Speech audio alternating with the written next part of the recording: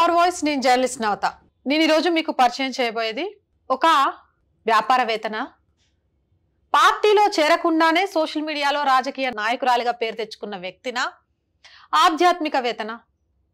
ఇవన్నీ మీకు చాలా డౌట్స్ ఉండొచ్చు, చాలా ఇంటర్వ్యూస్ చూసుండొచ్చు. ఈ మధ్య కాలంలో సోషల్ మీడియాలో ఏ ఛానల్ ఓపెన్ చేయని ఆవిడే కనిపిస్తున్నారు. కానీ మనకు తెలియని ఇంకే కోణమైనా సరే దాక్కోనుందేమో అని తెలుసుకునే ప్రయత్నంలో భాగంగా నేను ఇక్కడికి వచ్చాను. సో మాధవీలత గారిని ఆ కోణంలో అడిగి ఏమైనా రాబట్టగలనేమో చూస్తాను. నమస్తే మాధవీలత గారు. నమస్కారం. ఎలా ఉన్నారు? బాగున్నానమ్మా. మీ ఇంట్రడక్షన్ చూస్తుంటే ఇదేదో ఇన్వెస్టిగేషన్ సీరియల్ లాగా అనిపిస్తుంది నాకు. అసలు అలానే వచ్చాను. నేను ఈ మధ్య కాలం చూస్తున్నాను. బేసిక్ గా ఎలక్షన్స్ వచ్చాయంటే చాలా మంది చాలా ఇంటర్వ్యూస్ ఇస్తూ ఉంటారు. అందులో లోక్సభ ఎలక్షన్స్ ఈసారి మోదీ చరిష్మా మొత్తం దేశవ్యాప్తంగా ఉంది. ఆ నేపథ్యంలో చూస్తుంటే చాలా ఇంటర్వ్యూస్ లో అమ్మ మీకు నమస్కారం పెట్టాలనిపిస్తోంది, అమ్మ మీ అంత గొప్ప వాళ్ళు లేరు, ఇలా మాట్లాడుతుంటే ఆశ్చర్యం వేస్తుంది. అంత పొగడాల్సిన అవసరం ఏంటి? నిజంగా అంటే అవన్నీ వాళ్ళ పొగడతలా లేకపోతే ఏమైనా ఇచ్చి పొగడించుకుంటున్నారా? ఇప్పుడు మీకేమి ఇచ్చాను? అది కనుక్కోవడానికి వచ్చాను. నేను మీకేమి ఇచ్చాను కూడా మీరు నన్ను అడుగుతారా? నేను పొగండి కదా, అందుకని. కరెక్టే అమ్మా, నీ ప్రశ్నకే నేను అడుగుతున్నాను కానీ ఇప్పుడు నీకేమి ఇచ్చాను ఇక్కడికి రావడానికి? ఏమి ఇవ్వలేదు. అది చెప్పేసేయండి వాళ్ళకి. డెఫినెట్ గా ఏమి ఇవ్వలేదు. మరి వేరే వాళ్ళకి మాత్రం ఎందుకు ఇచ్చి ఉంటాను? అంటే చాలా చూసాను నేను. అంటే ఆధ్యాత్మికవేత్తలకు సంబంధించిన చాలా ఇంటర్వ్యూస్ చూశాను. 10 months బ్యాక్ నేను మీవి కొన్ని పాత ఇంటర్వ్యూస్ చూసినప్పుడు పక్కా తెలంగాణ భాషలో మాట్లాడిన మాధవీలత గారిని కూడా నేను చూశాను. అలాంటి మాధవీలత గారిని ఒక్కసారిగా ఎందుకు ఇంత అమ్మ తల్లి అని మాట్లాడుతున్నారు ఒక్కొక్కరు అనేది జనాల డౌట్. నిజంగా ఇది దాని క్లారిటీ కోసం అడిగాను నేను. ఆ క్లారిటీలో మేము వేసిన ప్రశ్న ఏంటంటే ఈవిడేమన్నా ఇస్తున్నారా వీళ్ళకి అనేది కూడా ఆవిడ అన్నావు. అవును, కాబట్టి ఇచ్చే ఆవిడ నీకు కూడా ఇవ్వాలి కదా అంటున్నాను నేను. ఓకే, నీకు ఇవ్వని ఆవిడ వేరే వాళ్ళకి ఎందుకు ఇస్తుంది? అదే అడుగుతున్నాను నేను. నీకు ఏమీ ఇవ్వకుండా మీరు ఇక్కడికి వచ్చినప్పుడు మిగతా వాళ్ళకు మాత్రం నేను ఇస్తే వస్తున్నారని ఎందుకు అనుకుంటున్నారు అంటున్నాను. అంటే అంత స్పెసిఫిక్ గా అంత పొగడాల్సిన అవసరం మీరెందుకు వచ్చారు మరి? ఇప్పుడు ఆ కుతూహలతోనే వచ్చారు కదా. నేను కనుక్కోవడానికి వచ్చాను. అలా ఇంకోళ్ళు కనుక్కోవడానికి వచ్చి ఉంటారు. ఓకే, ఇది ఎక్కడ ఆరంభమైంది అనేది ఆలోచించాలి. ఎక్కడైంది ఆరంభం? ఎగ్జాక్ట్లీ. మీరు నేను తెలంగాణలో మాట్లాడాను ఒక స్పీచ్ అన్నారు. అది ఎప్పుడు మాట్లాడానో తెలుసా మీకు? Women's day. కరెక్ట్. అది ఏ సంవత్సరం?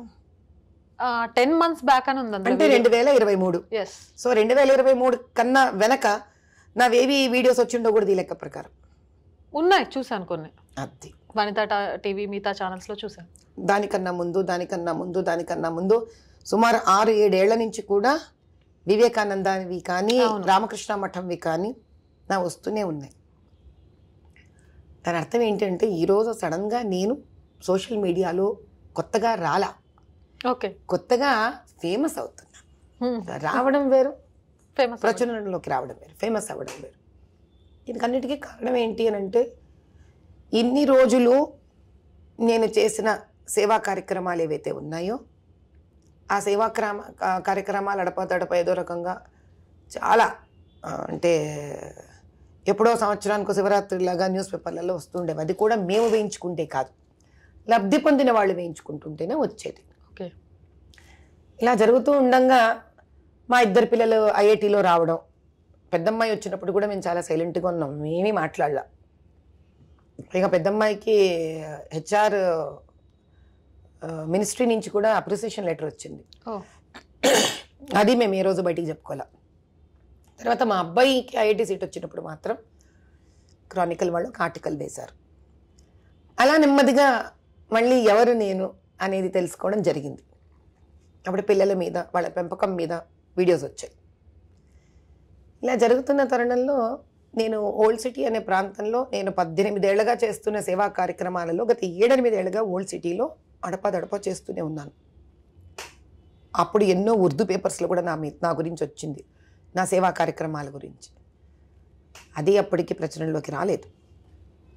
గత సంవత్సరం నుంచి మాత్రం కొన్ని చారిటబుల్ ఇన్స్టిట్యూషన్స్ నన్ను స్పెసిఫిక్గా అడిగారు, అమ్మ అలా కాదు, మేము మిమ్మల్ని అప్రోచ్ అయ్యి మీకేదో తెలిసి మీరేదో సేవా కార్యక్రమాలు చేసే పద్ధతిలో కాకుండా మీరెందుకు ఓల్డ్ సిటీ వ్యక్తే కదా, మీరు ఒక 25 ఏళ్ళు అక్కడే పెరిగారు కాబట్టి మీరు వచ్చి ఒక్కసారి చూసి ఇంకా ఉధృతంగా పెద్ద స్థాయిలో సేవా కార్యక్రమాలు అన్ని చోట్లకి కాకుండా కేవలం ఓల్డ్ సిటీనే పెట్టుకొని మీరు ఎందుకు ముందుకు వెళ్ళకూడదు? ఎందుకంటే ఇక్కడ ఆదరించే వాళ్ళు చాలా తక్కువ. అని ఒక ముస్లిం ఆర్గనైజేషన్ వాళ్ళు నన్ను అడిగారు. ఓ ముస్లిం ఆర్గనైజేషన్? ఎస్, ముస్లిం ఆర్గనైజేషన్ వాళ్ళే అడిగారు. సో నేను ఆలోచిస్తానని చెప్పాను కానీ దాన్ని చాలా నేను గట్టిగా తీసుకోలేదు. ఎందుకంటే ఎవరన్నా వచ్చి ఏమైనా అడుగుతుంటే చేస్తూ ఉండేదాన్ని. కానీ వాళ్ళు పట్టుబట్టారు, నా వెంటబడ్డారు వాళ్ళు. అలా కాదు, మీరు రావాలి, మీరు రావాలి, మీరు మాతో మాట్లాడినప్పుడు ఎప్పుడూ మాకు ఇబ్బంది కలగలేదు, మీరు మాతో ఎప్పుడు మాట్లాడినా మమ్మల్ని ఏదో తీసిపారేసినట్టుగా అనిపించలేదు, మీరు ఎవరినైనా ఒకటే మాతృత్వ ధోరణితో చూసే మీలాంటి వాళ్ళు ఇలాంటి మనసుతో ఇలాంటి చూపుతో ఒకసారి ఓల్డ్ సిటీ కనుక వచ్చి చూడడం జరిగితే చాలా మందికి లాభం జరిగే అవకాశం ఉంది. ఆ రోజు ఒక చారిటబుల్ ట్రస్ట్ అధినేతగా మాత్రమే బరిలోకి దిగాను. వెళ్ళడం మొదలుపెట్టాను. సంవత్సరం పాటుగా సరే ఉమెన్స్ డే రోజు వచ్చిన speech is part of general my routine activity. నన్ను ఎవరైనా పిలిచినా మాట్లాడమన్నా భగవంతుడి దయ వల్ల కృప వల్ల నాకు ఒక టాపిక్ మీద మాట్లాడగలిగిన నాకే శక్తి అయితే ఉందో ఆ రోజు ఆ జగజ్జనని కృప వల్ల ఏం మాట్లాడగలను మాట్లాడతాను. అది సంబంధించింది కాకుండా సరే అది ఎందుకు ఫేమస్ అయిందో ఎందుకు వైరల్ అయ్యిందో ప్రజలకు అది ఇష్టపడి 10 మందికి పంపించిన అభిమానులకే తెలియాలి. నేను సదా కృతజ్ఞతా భావం తప్పకుండా చూపిస్తాను. ఎందుకంటే ఒక పిల్లలు పాడేయడమో జనరేషన్స్ ఇబ్బంది కలుగుతూ ఉన్నదో ఒక తప్పు దిశలో పంపించేవి వైరల్ చేస్తున్న ఈ రోజులలో నేను మాట్లాడే వీడియోస్ని కూడా వైరల్ చేస్తున్న ప్రపంచం ఉంది అని అంటే మంచి ప్రపంచం ఇంకా చాలా ఉందని దీని అర్థం. ప్రపంచం మారాలని కోరుకుంటుందని దీని అర్థం. కానీ ఏమవుతుందంటే తల్లి, అది వచ్చినప్పుడు ఒక్కొక్కసారి ఎంత వేగంగా వస్తుందంటే ఆ వేగాన్ని కనిపెట్టే శక్తి ఒక్కొక్కసారి మనుషులకు ఉండకపోవచ్చు. ఆ కన్ఫ్యూజన్ లోనే నీకు కూడా చాలా అనుమానాలు వచ్చి ఉండొచ్చు. కాబట్టి నాకేం ఇబ్బంది లేదు, నాకు ఎలాంటి అనుమానాలు లేవు. ఎందుకంటే ప్రజలు ఏమనుకుంటున్నారు, ప్రతి ఇంటర్వ్యూ చూసినప్పుడు ఫస్ట్ ఆఫ్ ఆల్ నేను వాటికంటే కింద జనాల అభిప్రాయాలు చూస్తూ ఉంటాను. వాటికి సంబంధించి మాత్రమే వాళ్ళ క్వశ్చన్సే నా నోటి నుంచి వస్తాయి. అసదుద్దీన్ లాంటి ఓల్డ్ సిటీ అంటేనే అక్కడ మొత్తం ఎక్కువ శాతం ముస్లిమ్స్ ఉంటారు, హిందూ పాపులేషన్ ఉండదు అని నేను చెప్పను, కానీ మెజారిటీ వాళ్ళే ఉంటారు. అలాంటి వాళ్ళ నాయకుడు అక్కడ ఎవ్వరు పోటీ చేసినా ఓడగొట్టి మరీ గెలిపించుకునే వాళ్ళ నాయకుడు పట్టించుకోకుండా మాధవీలత గారు అయితేనే పట్టించుకుంటారని వచ్చారు అని అంటే ఇది కొంత వినే వాళ్ళకు నమ్మశక్యంగా ఉంటుందా? అంత పట్టించుకోకుండా ఉన్నాడు అసదుద్దీన్ ఓల్డ్ సిటీని. తల్లి, మీలాగా ప్రశ్నించే వాళ్ళలో గొప్పతనం ఏంటి చెప్పనా? మీకెవ్వరు కదలకుండా ఓ చక్కటి ఏసీ రూమ్లో కూర్చొని ఓ కెమెరా పెట్టేసుకొని ప్రశ్నలు వేయడం మీ సరదా.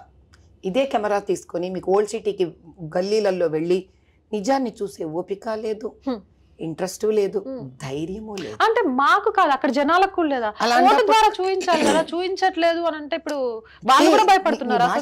టేలోనే వెళ్ళిపోతుంది కదమ్మా. తా టు టే చూ ఇవి పోవాలంటే ఏం చేయాలి? నాలాగా వెళ్ళాలి ఓల్డ్ సిటీలోకి. మీరు నా దగ్గరికి వచ్చేదానికి ముందు మీరెందుకు ఓల్డ్ సిటీలోకి వెళ్ళి ఒకసారి నిజాలు ఒకసారి మీ అంతకు మీరే కెమెరా తీసుకుని ఎందుకు తిరిగి రాలేదు? డెఫినెట్ గా తిరిగాం మేము కదా. మరి చాలా అద్భుతంగా ఉందా ఓల్డ్ సిటీ? అదే చెప్తున్నాను, ఎందుకు డెవలప్ చేసుకోలేకపోయాడు ఈ ప్రశ్న ఎవరిని అడగాలి? నువ్వు ఇప్పుడు 2 ఉన్నారు క్లాస్ లో, వాళ్ళు ఫస్ట్ ర్యాంక్ వచ్చింది, వాళ్ళకి ఫస్ట్ ర్యాంక్ రాలేదు, లేదా ఒకటి పాస్ అయ్యాడు, ఒకటి పాస్ అవ్వలేదు, లేదా చీటింగ్ కొట్టి కూడా పాస్ అయ్యాడు, ఇంకొకటి పాప కష్టపడుతున్నా పాస్ అవ్వలేకపోతున్నాడు. ఒకరి గురించి ఇంకోరిని అడిగితే ఏం చెప్పగలరమ్మా? అసదుద్దీన్ ఓవైసీ గారి గురించి నన్ను అడిగితే నేనేం చెప్తాను? అయ్యా మీరు 50 ఏళ్లగా గెలుస్తున్నారు మహానుభావ, గెలుస్తున్న మీ కాన్స్టిట్యుయెన్సీలో ఎందుకునైనా ఇలా ఉంది అని గెలుస్తున్న ఆయనను కదా మనం పోయి అడగాలి. ఆయన గెలుస్తున్న చోట్ల ఎందుకు ఇలా లేదు? మాధవీలత గారు మీరు చెప్పండి. లేదు ఆయన్ని నేను అడగాలి అనట్లేదు, మీ దగ్గరకు వచ్చిన ప్రజల్ని మీరు క్వశ్చన్ వేసారా? ఏమని వాళ్ళని క్వశ్చన్ వేయడం ఎందుకు? వాళ్ళే కదా ఓటేసి ఆయనకు ఆ స్థానం కల్పిస్తోంది. మిమ్మల్ని పట్టించుకున్న నాయకుడు మీకు ఎందుకు? మీరు ఈ ప్రశ్న ఎవరిని ఏమంటారు? ప్రజల్ని. మీ ప్రజల్లో ఎవరిని? హిందువుల ముస్లింల? మొత్తం ఎవరు, అందరినీ అడగాలి. హిందువులు ఆయనకు వెళ్ళి ఓటు వేస్తున్నారు అని నేను అనుకోవట్లేదు. అయితే మీ లెక్క ప్రకారం ముస్లిమ్స్ ని. ఇప్పుడు you are coming to the point. నేను ఎంతమంది ముస్లింలతో అయితే నేను వర్క్ చేశాను, వాళ్ళని వెళ్ళి నేను అడిగినప్పుడు వాళ్ళు అసలు ఎవరికి వేస్తున్నారు, ఎందుకు వేస్తున్నారు, దేనికి వేస్తున్నారో కూడా వాళ్ళకి క్లారిటీ లేదు. ఎందుకంటే నేను 100% నేను కేవలం స్త్రీలతోనే వర్క్ చేస్తాను. ముస్లిం ఉమెన్ స్త్రీలకు వచ్చే వరకు అది కూడా చాలా పాపం కష్టంలో ఉన్నవాళ్ళు, బీదరికంలో ఉండే ఆడవాళ్ళు, నిజంగానే ఒక రోజులో 2 పూట్ల భోజనం కడుపు నిండా పెట్టలేని వాళ్ళు, ఒకవేళ పెట్టగలుగుతున్న భోజనం వరకు పిల్లలకి చదువులు ఇప్పించలేని వాళ్ళు, నిజంగా చెప్పాలంటే ఆర్థికంగా బాగా బడుగుబడ్డ వర్గంతోనే మాట్లాడతాను. అసలు ఫస్ట్ ఆఫ్ ఆల్ వాళ్ళలోంచి నేను సుమారు నాకు తెలిసి 4500 స్త్రీలతో నేను ఈరోజు దాకా కలిసి మాట్లాడి వాళ్ళకి చాతనైన చిన్న లెవెల్ స్థాయిలో నేను సహాయం చేయడం జరిగింది. అసలు చాలా మందికి అక్కడ ఓటు వెళ్ళి వేసిన వాళ్ళు కూడా కాదు వీళ్ళలో ఎవరు. చాలా మంది ఓటే వేయలేదు వీళ్ళలో. లేదా ఓటు వేసిన వాళ్ళు ఎవరైతే ఉన్నారో వాళ్ళకి వాళ్ళు ముస్లింలు పాప ఎవరో వాళ్ళ ముస్లిం అతను నిలబడ్డాడు, అతనికి ఓటు వేయాలి. అది ఒక ట్రైనింగ్ వాళ్ళకి. అది కావాలి వద్దు అని ఎప్పుడు అనుకోగలుగుతారు వాళ్ళు? ఎప్పుడు ఈ అసౌద్దీన్ గారు వద్దు అని ఎప్పుడు అనుకోగలాలి చెప్పండి? ఆయన పనులు చేయనప్పుడు ఆటోమేటిక్ గా వద్దు అనుకోవాలి. అప్పుడు ఎవరికి వేయాలి? ఆల్టర్నేట్ ప్రతి పార్టీ నుంచి పోటీ చేస్తున్నారు కదా, ప్రతిసారి పోటీ వాళ్ళు వాళ్ళ స్థాయికి నిలబడాలి కదా ఫస్ట్ ఆఫ్ ఆల్. అంటే ఇప్పటి వరకు ఎవరు లేరంటారు అసదుద్దీన్ స్థాయికి నిలబడే వాళ్ళు.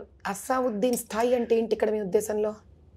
మీరు చెప్పాలి. ఆయన స్థాయికి తగ్గ అడ్డు నిలబడ్డ వాళ్ళు లేరు అనే క్వశ్చన్ వచ్చింది కాబట్టి. అంటే వాళ్లకు మేము కళ్ళు ఉన్నాము, మేము మీకోసం వర్క్ చేస్తాము. అసదుద్దీన్ గారు వర్క్ చేయలేదనేది కనిపిస్తోంది, కానీ మీకోసం మేము వర్క్ చేస్తామని తిరిగిన వాళ్ళు ఎవరు? ఎవరు లేరంటారు. నేనెందుకు అనాలమ్మా? నువ్వు కనుక్కో, నీ పనే కనుక్కోవడం.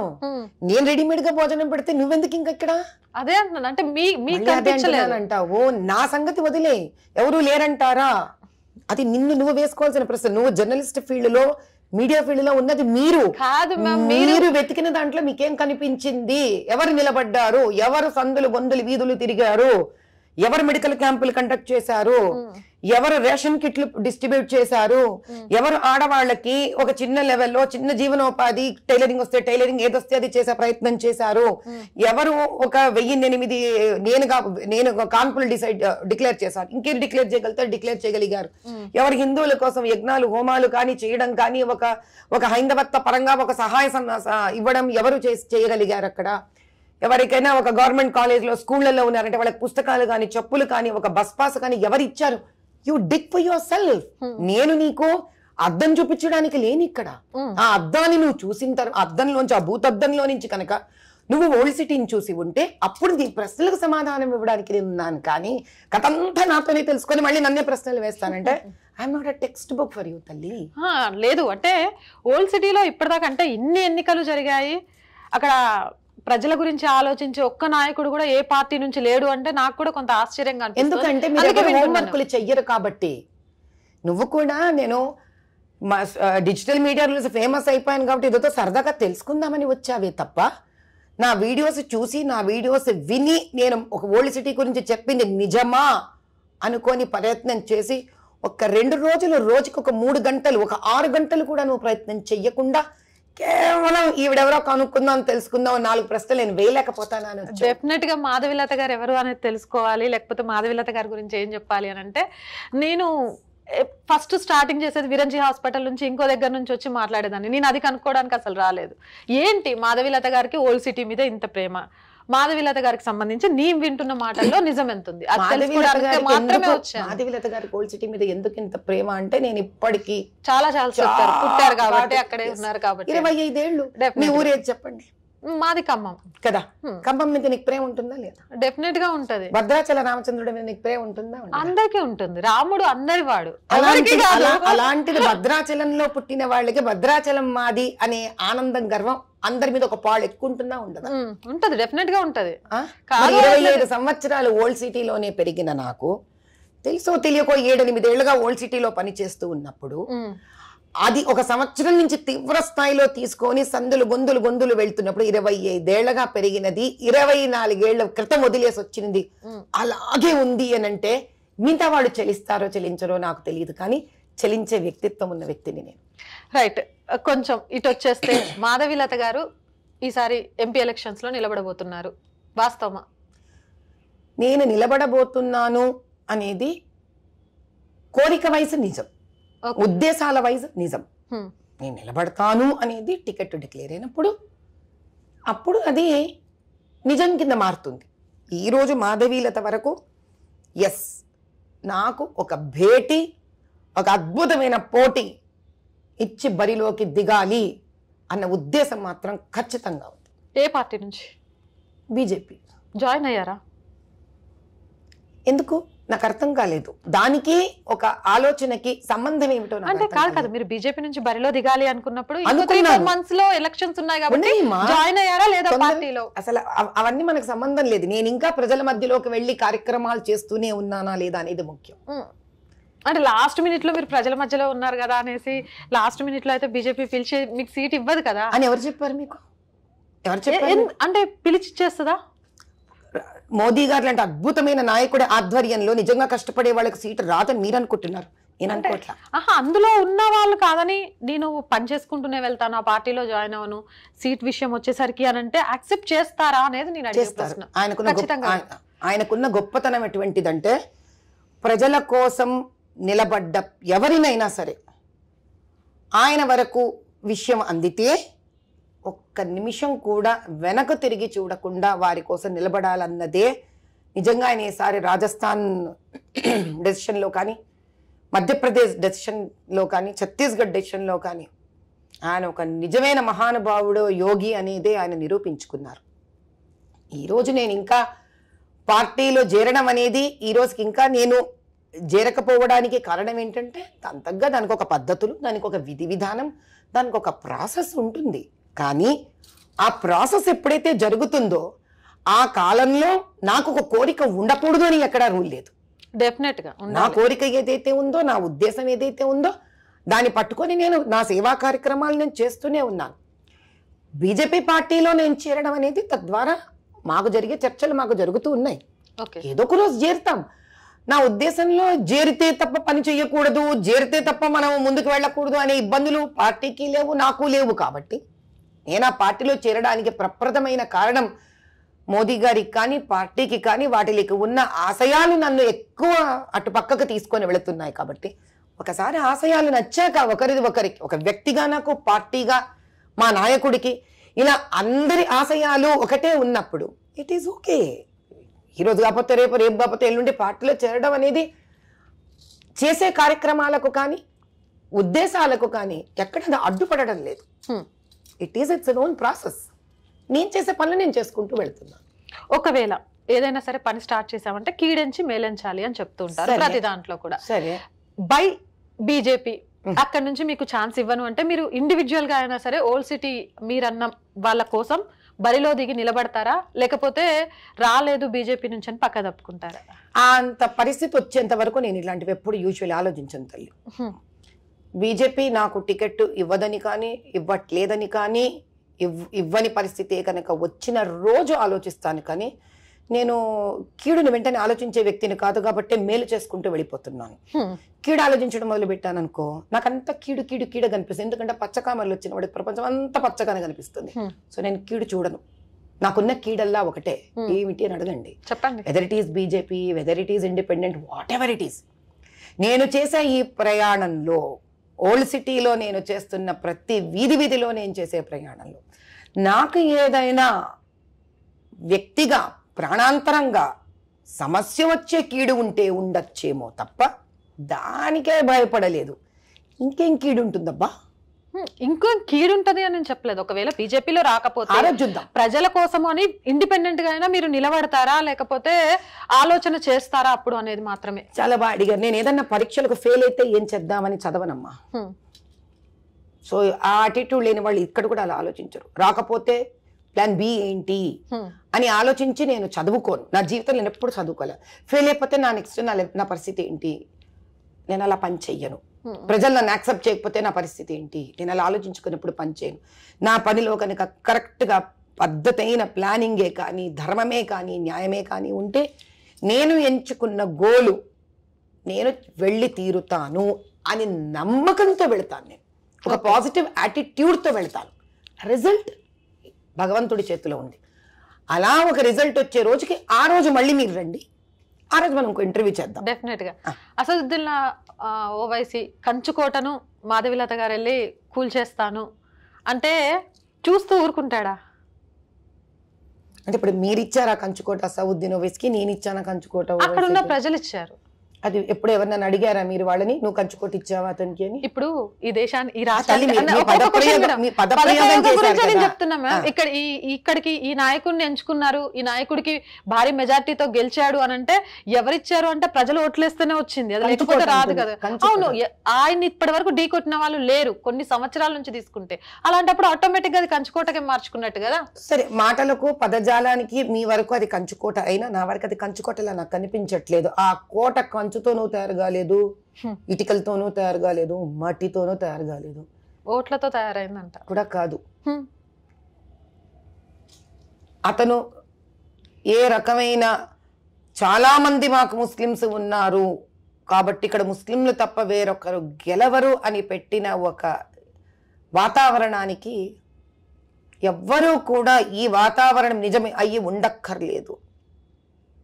హైందవులలో నుంచి కూడా గెలిచి నిలబడొచ్చు అన్న ఆలోచన ధోరణి లేకపోవడం చేత ఆలోచన వర్సెస్ ఒక ఆలోచన. ఇది కంచులు లేదు, ఇత్తడి లేదు, రాగి లేదు, ఇనుము లేదు. అక్కడ it's a thought versus a thought.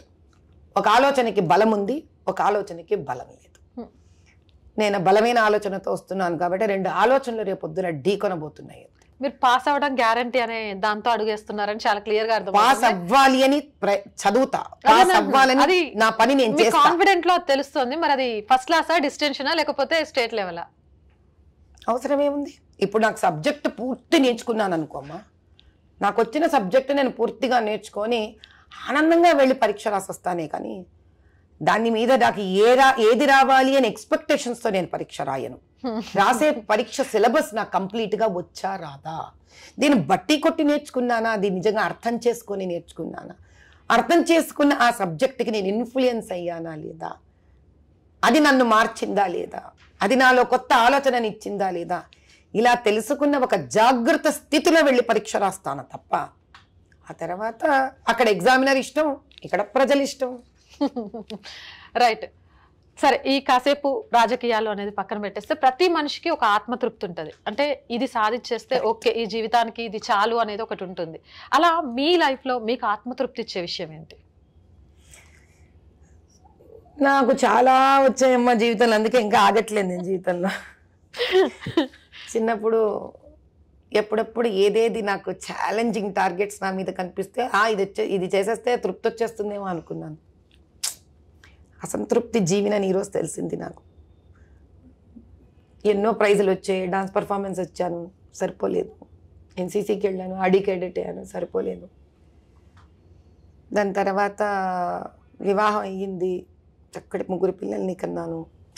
ఇలా కాదు, వీళ్ళు స్కూళ్ళకి వెళ్తూ బాధపడుతున్నారు అనుకున్నాను.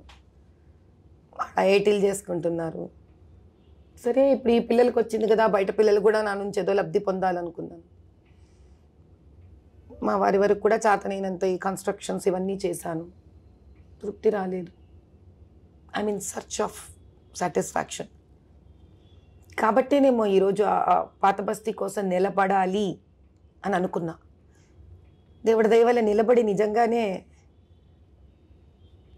ఆ రోజు వచ్చి అది గెలవడం కనుక జరిగితే ఆ రోజు పాత బస్తీని, ఆ రోజు అది తృప్తి ఉండకపోతే పాత బస్తీని బాగు చేయాలని ఇంకో టార్గెట్ కనిపిస్తుంది. నాకేం కనిపిస్తుంది అంటే పాత బస్తీ తర్వాత మిగిలిన 7 సీట్ల ప్లేస్ల మీద కూడా కాన్సన్ట్రేట్ చేయాలి అనుకుంటారేమో, తెలీదు తల్లి. కానీ ఒకటైతే నాకు అర్థమైందమ్మా, నేను హాయిగా ఉన్నాను అంటే ఏంటి, నాకు 2 పూట్ల భోజనం ఆలోచించుకోకుండా వస్తుంది.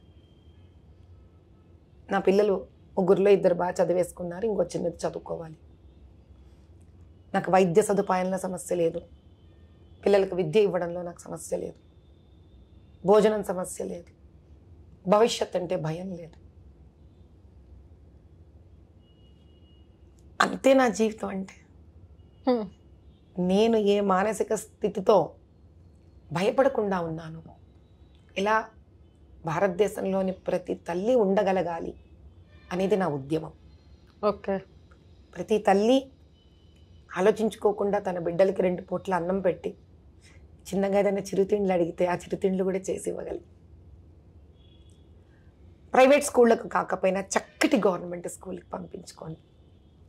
ఆ పిల్లలు ఆనందంగా అలా ఆడుతూ పాడుతూ చదువుకొని ఇంటికి వస్తే ఆ తర్వాత వాళ్ళకు ఒక ఆనందమైన జీవితాన్ని ఇస్తూ వాళ్ళు ఎంత చదువుకుంటానంటే అంత చదివించుకుంటూ కబుక్కన ఒంట్లో బాగాలేకపోతే ధైర్యంగా ఒక గవర్నమెంట్ హాస్పిటల్కి వెళ్ళగలిగి నమ్మకంగా బిడ్డకు వైద్యం చేయించుకొని ఇంటికి రాగలిగి అటువంటి బిడ్డను దేశాన్ని ఉద్ధరించేలాంటి అమ్మాయిని అబ్బాయినిగా తీర్చిదిద్దడానికి కావలసిన స్ఫూర్తి ఒక తల్లిలో ఇచ్చే వాతావరణం ఇచ్చేంత వరకు బహుశా నాకు తృప్తి అనేది లేదు, తృప్తి అనేది రాదు.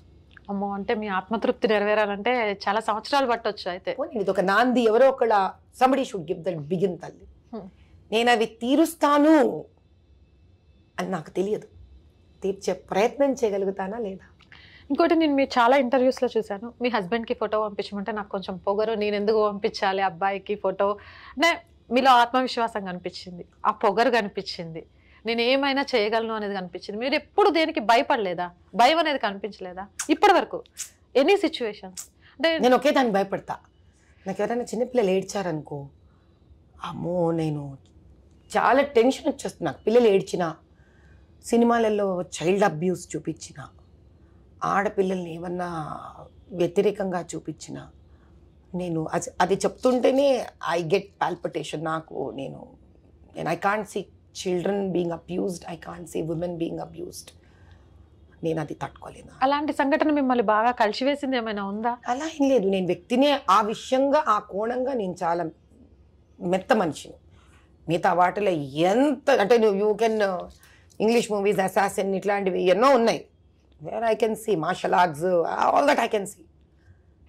ఆడపిల్లల్ని కానీ, చిన్న పిల్లల్ని కానీ, స్త్రీని కానీ, లేకపోతే ఒక ఆక్వర్డ్ అన్రిక్వైర్డ్ ఒక సోషల్ ఎలిమెంట్ని లేని దాన్ని పెట్టి ఇట్లాంటివి డిస్టర్బింగ్ కైండ్ ఆఫ్ మూవీస్ కానీ అంటే నేను నిజంగా లేదా బయట కానీ నన్ను విపరీతంగా చేస్తాయి. అది అంటే మామూలుగా డిస్టర్బ్ చేయవాలి. ఆ డిస్టర్బెన్స్ నుంచి చాలా ఆవేశం కూడా వస్తుంది. నాకు భయం కన్నా బాధ, ఆవేశం, దాని నుంచి వచ్చే ఉద్రేకం వస్తుంది. టిపికల్గా నన్ను భయపెట్టేది మరి ఈ రోజు దాకా నాకు తెలియదు అది ఎలా ఉంటుంది. నేను ఎప్పుడు చూడలే, నిజం చెప్పంటే నేను భయం చూడలేదు ఎప్పుడు. మరి అది ఎలా ఉంటుందో ట్రై చేస్తా అంటారా ఏంటి? చెయ్యను. ఆ మూర్ఖత్వం కూడా లేదు నాలో, చూడాల్సిన అవసరం లేదు. పరమేశ్వరుడు చక్కగా ఒక ఆశయాన్ని ఇచ్చి, చక్కటి ప్రజలనిచ్చి, చక్కటి కుటుంబాన్ని ఇచ్చి, నన్ను ఒక మంచి దిశ వైపు నడిపిస్తూ ఉంటే కష్ట నష్టాలు వేరు. గట్టిగా వెళ్ళి నాకు భయం లేదు కాబట్టి నా భయం తెచ్చుకుంటా అంట.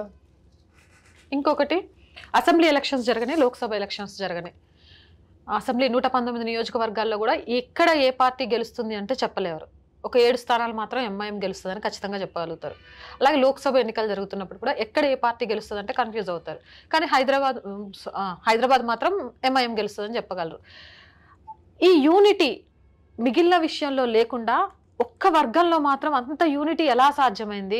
ఈ యూనిటీ కోసం ఆధ్యాత్మికవేత్తలు, అలాగే హిందువులంతా కూడా గడప లోపలే కులం, గడప దాటితే మనం హిందువులమని జాగృతి చేసేవాళ్ళు ఇంతమంది ఉన్నా ఆ యూనిటీని హిందువులు ఎందుకు సంపాదించుకోలేకపోతున్నారు? ఆ యూనిటీని వీళ్ళ నుంచి ఎందుకు తెంచేయలేకపోతున్నారు? ఫస్ట్ ఆఫ్ ఆల్ ఎవరినైనా ఎందుకు తెంచాలమ్మా? నా బాపతది కాదు. ఎవరైనా ఐకమత్యంగా ఉన్నారంటే మంచిదే కదా, ఉండనిండి వాళ్ళని ఐకమత్యంగా. మనలో ఐకమత్యం ఎందుకు లేదని ఆలోచించే వ్యక్తిని నేను. Always my thinking is very different from others. మనలో ఐకమత్యం ఎందుకు లేదు అని అంటే, ఆ ఐకమత్యానికి కావలసిన ధైర్యము, స్ఫూర్తి అక్కడకు వెళ్ళి వాళ్ళతో కూర్చొని ఇవ్వాలి. కానీ నాదంటే ఇప్పుడు మీరు ఎలాగో టీవీ ఏదో ఇంటర్వ్యూ తీసుకుంటున్నారు, నేను ఒక ఛానల్లో ఇంటర్వ్యూ చెప్తున్నాను యూట్యూబ్లో పాటు నేను వెళ్ళి వాళ్ళతో కూర్చొని, వాళ్ళతో మాట్లాడి, వాళ్ళతో భోంచేస్తూ, వాళ్ళ విషయాలు అర్థం చేసుకొని, ఒక వ్యక్తిగా నాకు చేతనైనంత సహాయం నేను వాళ్ళకు చేస్తున్నాను. కాబట్టి రేపు నా కోసం వాళ్ళు లేచి వచ్చి ఓటు వేయాలి. ఎందుకంటే ఈవిడకు సంవత్సరం నుంచి 8-7 ఏళ్ళగా ఉన్నా, సంవత్సరం నుంచి ఎదేపిగా అసలు 7 days in a week I work. ఇప్పుడు మార్చు 8వ తారీఖు 10వ తారీఖు వస్తే 365 days టచ్ చేసి ఉంటాను నేను. వర్కింగ్ 24/7 ఆల్ ది డేస్, విశ్రాంతి లేకుండా ఒక్క రోజు కూడా. ఈరోజు కూడా వెళుతున్నాను నేను. సాయంత్రం వెళ్ళి మేము రామ సంకీర్తన చేసి హనుమాన్ చాలీసా చేస్తాం. అక్కడ మళ్ళీ వాళ్ళని ఎందుకు ఏముంది, వాళ్ళ సమస్యలు ఏంటి, వాళ్ళ ఇబ్బందులు ఏంటి తెలుసుకోవడం జరుగుతుంది. అలా ప్రతిరోజు వెళతాను నేను. Every day I mean to people, I mean to public. ఇది చేసిన నాడు వాళ్ళకి ఐకమత్యంగా దగ్గరికి రావడానికి ఒక కారణము, స్ఫూర్తి దొరుకుతుందమ్మా. ఏం చేద్దాం చెప్పండి. రాజకీయాల్లోకి రావాలనే ఇంట్రెస్ట్ కు స్ఫూర్తినిచ్చింది ఎవరు? నేను చేస్తున్న చారిటబుల్ వర్క్స్ చేస్తున్న టైంలో అందరి నుంచి వచ్చింది స్ఫూర్తి. అందరి నుంచి. అమ్మ మీరెందుకు నిలబడకూడదు. నాకు ఫస్ట్లో ఆశ్చర్యం అనిపించింది. ఎందుకంటే నా తత్వమే ధైర్యం. ఇప్పుడు నేను చారిటబుల్ పనులు చేస్తున్నాను కదా అని నేను చాలా ఏదో మెత్తగా కనిపించే వ్యక్తిని కాదు. నేను వాళ్ళతో మాట్లాడేటప్పుడు, వాళ్ళకి చారిటబుల్ వర్క్స్ చేసేటప్పుడు కూడా జనరల్ కూర్చొని వాళ్ళ నుంచి అడిగేదాన్ని, ఏంటి మీ ప్రాబ్లమ్స్ ఏంటి, జనరల్ ఇష్యూస్ ఏంటి. సో వాళ్ళకి నేను కౌన్సిలింగ్ చేసేదాన్ని. ఎక్కడెక్కడైతే నేను సహాయపడగలను వాళ్ళకి సహాయపడేదాన్ని. నేను వెళ్ళింది ఒక పనికి, కానీ ఇంకా ఎక్స్టెండెడ్ వర్క్స్ చేసేదాన్ని. వాళ్ళతో మాట్లాడేదాన్ని, వాళ్ళని మోటివేట్ చేసేదాన్ని. Leader is a first motivator. సరే, నాకు చేతనైన మోటివేషన్ నేను చేసినప్పుడు వాళ్ళు నాలో లీడర్ని చూసుకున్నారు. అది నాకు తెలియకపోవచ్చు. ఒక పీరియడ్ ఆఫ్ టైం వాళ్ళు గ్రూప్స్గా రావడం మొదలుపెట్టారు. అమ్మా మీరు నిలబడాలి, మీరైతే ఈసారి ఢీ కొనగలగరు. ఎందుకు? నాకు ధైర్యం ఉంది కాబట్టి. వాళ్ళ ఉద్దేశం బేసిక్గా ఏంటి, అమ్మ పెడుతుంది, అమ్మ బాగా మాట్లాడుతుంది, అమ్మ మన ఇండ్లందరికీ వస్తుంది, మన ఎక్కడికి వచ్చినా అమ్మని, అమ్మ ఈ చిన్న ఫంక్షన్ ఉంది, ఈ స్కూల్ ఫంక్షన్ ఉంది, ఇది ఉందమ్మా రామ్మ అంటే వెళతాను. ఎన్ని గంటలన్నా వాళ్ళ బాధలు వింటాను నేను. నాకు చేతనైన సలహాలు ఇస్తాను, చేతనైన సాయం చేస్తాను, భయం లేదు. ఇంతకన్నా వాళ్ళు ఏం వెతుక్కోవాలి ఒక లీడర్లో? మీ ఇంట్లో వాళ్ళు ఏం అబ్జెక్షన్ చెప్పలేదా? ఎందుకు హ్యాపీ లైఫ్ నీకు ఎందుకు ఇవన్నీ రాజకీయాలు, ఈ బురద, ఇవన్నీ మాటలు అనిపించుకోవడం, ఇవన్నీ ఎందుకు అని ఇప్పుడు ఆపాలని ప్రయత్నం చేయలేదా? అవును, మరి మాటలు అంటే ఇది వరకు రాజకీయాల్లోనే వస్తేనే మాటలు ఉంటాయి తల్లి. రాజకీయాల్లో రాకపోతే కూడా మీరు అన్నారు కదా ఇందాక, ఏమని కమెంట్లు వేసే వాళ్ళు కమెంట్లు వేస్తున్నారని. ఇంకా రాజకీయాల్లో రాకముందు వేసిన కమెంట్లే కదా. సో కమెంట్ వేసేవాడికి మీరు రాలేదు అనుకుంటున్నారు, కానీ మిమ్మల్ని చూసే జనమంతా కూడా మీరు రాజకీయాల్లోకి వచ్చారు, హైదరాబాద్ నుంచి పోటీలో ఉన్నారు, ఆ పోటీ క్రమంలోనే ఇవన్నీ జరుగుతున్నాయి అనుకుంటున్నారు. మీ వరకు మీ మనసు ఒప్పుకోలేదేమో కానీ బయట జనాలు దాన్ని యాక్సెప్ట్ చేసేసారు. దాని అర్థం ఏంటంటే ప్రజలకు, కమెంట్ చేసే ప్రజలకు, అందరికీ కాదు, నేను అందరినీ అన్నాను. ఎందుకంటే మీరు చూసిన నెగిటివ్ కమెంట్స్లో ఒక 10% మాత్రమే నెగిటివ్ కమెంట్స్ ఉన్నాయి. సో 90% మంచి కమెంట్ల గురించి మనం మాట్లాడుకోవట్లేదు. డెఫినెట్ గా, ఎందుకంటే మంచి వాళ్ళు ఎప్పుడు మనతోనే ఉంటాడు, చెడు వాళ్ళకి సమాధానం చెప్పడమే ముఖ్యం. కాదు, చెడు చెప్పేటప్పుడు మంచి కూడా ఎంత శాతంలో ఉందో చెప్పే అవసరం మనందరికీ ఉంది. 90% మంచి కమెంట్లు వేసేవి కనుక మనం బయటికి చెప్పలేదనుకోండి, ఆ 90% వేసేవాడు నిరుత్సాహపడతాడు. కాబట్టి 90% మంచి కమెంట్లు ఉన్నాయి, 10% వాళ్ళకు నచ్చినట్టు, వాళ్ళకు నచ్చనివి, నా పట్ల నచ్చనివి వాళ్ళకు నచ్చినట్టు చెప్పడం జరుగుతుంది. వాళ్ళెవరు కూడా ఈరోజు నన్ను ఎవరు పిలవలేదు, నాకు ఇంకా ఎవరు టికెట్ ఇచ్చేయలేదు. ఏమ్మా ఇది నిజమేనా? అయినా దీన్ని తీసుకొని నేను వచ్చేసానని, పోటీ ఇచ్చేసేస్తానని, చేసేస్తున్నానని, వాళ్ళ ఇంటికి ఏదో నష్టం జరుగుతోందని, వాళ్ళకేమైనా నష్టం ఉందా? కమెంట్ వేసిన వాడికైనా నష్టం ఉందా? లేదు, వేస్తారు. నేను అనడం ఏంటంటే, ఏమీ లేనప్పుడు కూడా ఎవరైనా ఒకరు ఫేమస్ అవుతున్నారన్నా, 10 మంచి పనులు చేస్తున్నారన్నా, ఈ 10 మందో 5 మందో కమెంట్లు వేసేవాళ్ళు ఎప్పుడూ ఉంటారమ్మా. వాళ్ళని పట్టించుకొని జీవితాన్ని గడిపే వ్యక్తులలో నేను వాళ్ళని పట్టించుకోనని కాదు, మీకు అంత వెల్ సెటిల్డ్ ఉన్నప్పుడు ఎందుకు మళ్ళీ ఇందులోకి వెళ్ళడం? నువ్వు చేయాలని ఎందులో వచ్చిన కమెంట్లు వేస్తారు వీళ్ళు. నీకు చెప్పొచ్చేది అదే నేను. వీళ్ళు నువ్వు ఎందులో వెళ్ళినా కమెంట్లు వేస్తారు. దానికి నీకు ఎలా తెలియాలంటే నువ్వు పోనీ మీరు ఇంకెవరిదైనా నువ్వు వీడియో తీసుకోండి, మీరు డెఫినెట్ గా ఉంటాయి. అంటే దాని అర్థం ఏంటి? బేసిక్ గా నేను ఏ రోజు బయటికి రాకుండా, ఏమీ చెయ్యకుండా అలా ఇంట్లోనే ఉంటే ఎవరు కమెంట్ చేయరు అనమాట. నేను బయటకు వచ్చి ఏదన్నా 10 మంచి పనులు చేస్తే కమెంట్ చేసేవాడు స్టార్ట్ అయిపోతాడు అనమాట. సో అందుకు బేసిక్గా ఇప్పుడు నీకు ఏం కావాలి? నేను ఏమి చేయకుండా ఇంట్లో ఉండడం కావాలా? అలానే కాదు, రాజకీయాలే అంటే సేవ చేయాలి. రాజకీయం లేని వాడిని కూడా కమెంట్ చేస్తున్నారమ్మా వీళ్ళు. సేవలు చేసే వాళ్ళు కూడా కమెంట్ చేస్తారు వీళ్ళు. మీరు యూట్యూబ్ లోకి వెళ్ళి ఓపిక్గా పోనీ సేవా కార్యక్రమాలు చేసే వాళ్ళు ఓపెన్ చేసి చూడండి, అందులో కూడా ఉంటాయి. నువ్వు తుమ్మావనుకో ఎందుకు దగ్గలేదు అని అడుగుతాడు, నువ్వు దగ్గావనుకో నువ్వు ఎందుకు తుమ్మలేదు అని అడుగుతారు. కాబట్టి వాళ్ళని పట్టించుకుంటే ఒక రాజకీయమే కాదు, ఏమి చేసినా కమెంట్లు చేస్తారు వాళ్ళు. అసలు ఏంటి డెఫినేషన్ మీ భాషలో రాజకీయం? రాజకీయ నాయకురాలు, రాజకీయ నాయకుడు, రాజకీయం అంటే? ఒకప్పుడు రాజులు రాజ్యాలు ఉండేవమ్మా. వాళ్ళ బాధ్యత ఏంటి? ప్రజా సంరక్షణ, ప్రజాసేవ, ప్రజా అభివృద్ధి. అది ఈ తరంలో under democracy, for the people, to the people, of the people. అంతే రాజకీయాలు. ఇప్పుడు ఉందా అది? నాకెందుకు? నేనుంటే సరిపోదా నాకు? కనిపిస్తోందా మీకు అన్నది? ఇప్పుడు మనం ఒక దాంట్లోకి అడుగు పెట్టబోతున్నాం. నాకు అక్కడ కనిపించలేదనే కదా తల్లి, అక్కడే దిగుతున్నాను నేను. ఈవెన్ అక్కడ అని కాదు, మొత్తం వ్యవస్థలో ఎందుకు నాకు లైఫ్ ఫోకస్డ్గా ఉండాలి ఫస్ట్. ఇప్పుడు పిల్లలు ఒక 10th క్లాస్ పరీక్ష రాస్తారు. రాసేటప్పుడు ఏం చూస్తాడు వాడు? నా సబ్జెక్ట్ వచ్చా లేదా, నాకెంత వచ్చు లేదు, నేను ఈ ప్రశ్నకి సమాధానం ఇవ్వగలుగుతానా లేదా, ఈ సిలబస్ ఎంతవరకు నేను కవర్ చేసుకున్నాను లేదు. సపోజ్ నేను స్టేట్ సిలబస్ నుంచి పరీక్ష రాస్తున్నాను అనుకో, నేను సిబిఎస్ఈ వాడు ఎలా పరీక్ష కండక్ట్ చేస్తాడు, ఐజిసిఎస్ఈ వాడు పరీక్ష ఎలా కండక్ట్ చేస్తాడు, ఇవన్నీ నేను ఆలోచించను కదా. నేను కదా, ఏ స్టూడెంట్ ఆలోచించరు. నా మనసులో ప్రజలకు సేవ చేయాలనే భావన ఉన్నప్పుడు, ఒక సుదీర్ఘకాలంగా నేను ప్రజలకి ఒక చారిటబుల్ ఇన్స్టిట్యూషన్ ద్వారా చేస్తున్నప్పుడు, నేను ఈ సుదీర్ఘ కాలంలో ఎన్నో చేయలేని పరిస్థితులను కూడా నేను చూసుకున్నప్పుడు, ఓహో ఇలా కాదు, ఇదేదో టైం పాస్కో ఫ్యాషన్కో నేను చేస్తున్న చారిటబుల్ వర్క్స్ కావు ఇవి. నేను నిజంగానే సహాయపడి నేను ఒక సెక్షన్ పట్టుకుంటే దానిలో కంప్లీట్ మార్పు తీసుకురావాలని కోరుకున్న వ్యక్తిని నేను.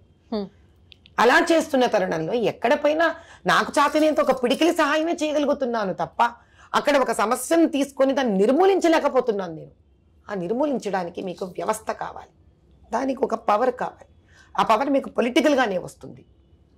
అలా అప్పుడు నా కంటికి కనిపించింది ఈరోజు చాలా ఇబ్బందులలో, బాధలలో, దయనీయ స్థితిలో ఉన్నది పాత బస్తీ. ఎందుకు? 25 ఏళ్ళగా నేను చూసిన పాత బస్తీని అది. సో బేసిక్గా I know the pulse of old city.